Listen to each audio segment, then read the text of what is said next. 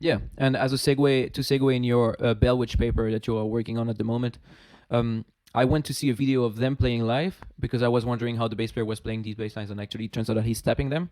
But it was really interesting for me to see the role of visual cues in their music because the drummer is lifting his hands super high, and because it's so slow, there's no way Yeah. to. Yeah, exactly. Yeah, and that gets at like London's thing from the other direction, where for him it's 10 milliseconds, or no, sorry, 100 milliseconds is the so a tenth of a second. That's like the fastest that most people can hear as a pulse, and then 2 seconds is the slowest that most people can hear as a pulse. And a lot of the Bell Witch stuff is like right up against that threshold. But yeah, you see that all in a lot of metal. Like I'm thinking of Inter Arma, but there are a lot of bands that do this where like at the end of a song they'll have it just keep slowing down and you'll see them all look at each other and they all Yeah. I'm for because this is a podcast, I'm raising my hand and kind of looking around as if I'm the drummer Yeah. trying to cue the other musicians. Mm-hmm. Um Yeah, it's like visual. It's almost like a conductor. yeah, exactly. Yeah. So can you present a little bit that paper that you wrote about the harmony in Bell Witch and maybe the album, because it's a one song album called Mirror Reaper. Yeah. So Yeah, exactly. So it's this one 83-minute song slash album. It's a funeral doom band. So it's all super slow.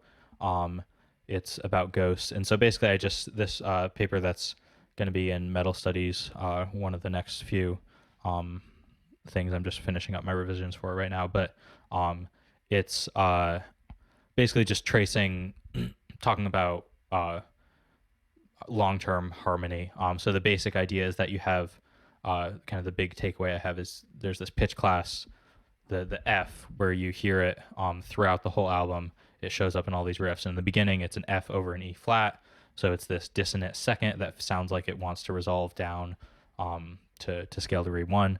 And then it becomes there's a modulation to B flat. So it becomes scale degree 5, which is kind of this hollow feeling. And then eventually at the end, there's a modulation to D flat. So it becomes the major third, and it's consonant. And I read this as kind of the something a sonic analog for this for grieving, for mourning, for loss, especially because the band their former drummer died during the recording of it. So it's like at the beginning the F is this like the fact of loss, and in the beginning it chafes uncomfortably, and this lasts for like half the album, so for 40 minutes, and then it becomes this kind of different sound, where you have the F over the B flat. It's this hollow kind of empty sounding thing, as I described it. And it's also scale degree 5 as a member of both the tonic triad, so B flat minor, and also of the dominant triad, so F. I guess they do F minor, but it's kind of straddling like a tonic resting function and a dominant like pushing forward function. And then finally at the end it's a consonant member of the tonic triad. So, and then I link this a little bit to Schenkerian analyses, where you have traditional Schenkerian things will be, you're looking for a long-term 3-2-1, so scale degree 3-2-1 over the course of a piece, whereas here you have, instead of the upper line changing, you have the lower line changing to kind of accommodate this line. It was kind of an exercise I set for myself in like thinking like, okay, how can tonal analysis, kind of more the type of analytical strategies that you use when talking about common practice music, classical music, romantic music, how can those interact with metal? So this was the result. there is a paradox there in the sense that I noticed that you would expect such a piece to be relatively simple harmonically, but there is the whole slowness of it that changes the way you experience the harmony. And you've been using Schenkerian tools, but also before the beginning of the paper, you remember you reference neo-Riemannian theory, and so it's really interesting to see how something that is that simple becomes actually very ambiguous and very hard to analyze because it lends itself to so many different interpretations in different frameworks of music theory.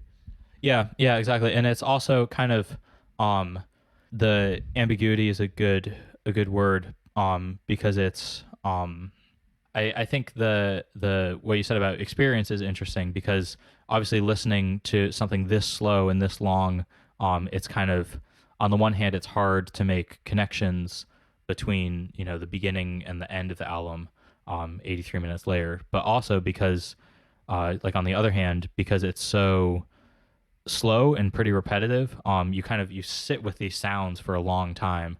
Like if one beat's lasting for a second or two, and you're sitting with this, you know, F over E flat dissonance, and it keeps coming back. I think it actually lends itself really well to these kind of long-term harmonic things, because you're kind of, it's like saturating your experience, and it's really like given a chance to sink in, as opposed to, you know, in a more traditional type of Schenkerian analysis, where you might like say, all right, here's this one chord that shows up once, and that's the Kopf tone, that's the kind of the fundamental start of this whole thing, and you're picking out these kind of things that are maybe, you know, structurally important but not as perceptually important. So I think that's a yeah, it's still an interesting tension, but for different reasons in this album.